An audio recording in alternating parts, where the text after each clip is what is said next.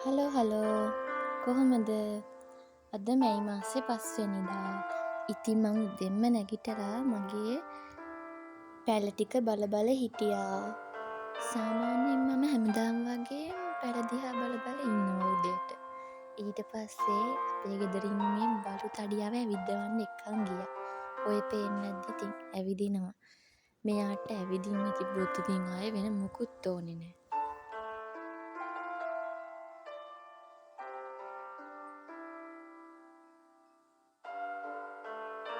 ඊට පස්සේ මාවත් ඇදගෙන මෙන්න දුවන්න ගත්තා.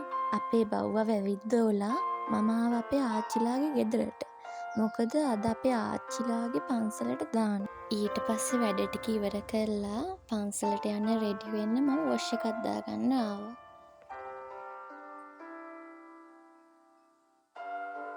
වොෂ් දාගෙන ඉවර වෙලා දැන් මම උදේට කන්නයි යන්නේ.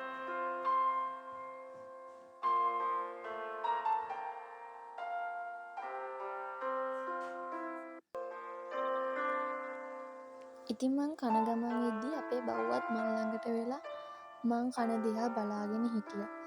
ඉතින් ඊට පස්සේ කාලා ඉවර වෙලා පන්සලට යන්න රෙඩි වෙන්න ඇඳුම් සිලෙක්ට් කරා. ඊට පස්සේ රෙඩි වෙලා අන්තිමට අපි පන්සලටත් ආවා. දැන් ඉතින් මායි ආච්චි මේ යන ගමන් ඉන්නේ දානශාලාවට. ඊට පස්සේ අපි දානශාලාවට ඇවිල්ලා මේසුඩින් කෑම ටික තිබ්බා.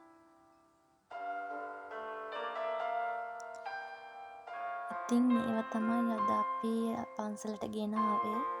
ඊට පස්සේ මම ආවා බුදුගෙට බුද්ධ පූජාව තියන්න. අපේ ආච්චි ගියා ධාතු මන්දිරයට බුද්ධ පූජාව තියන්න. ඊට පස්සේ මායි ආච්චි දෙන්නම ගාථා කියන්න ධාතු මන්දිරයට ගියා. මම ටිකක් වෙලා ධාතු මන්දිරය දිහා බලාගෙන හිටියා. හිතට හරිම නිදහසක් දැනුණා. ඊට පස්සේ ගාථා කියලා ඉවර වෙලා අන්තිමට පිරිත් නූලුත් බැඳගෙන දැන් අපි මේ ගෙදර යන ගමන් ඉන්නේ. එහෙනම් ඉතින් ආයේ වෙන දවසක මිනි බ්ලොග් එකකින් හමු වෙමු. බයි බයි.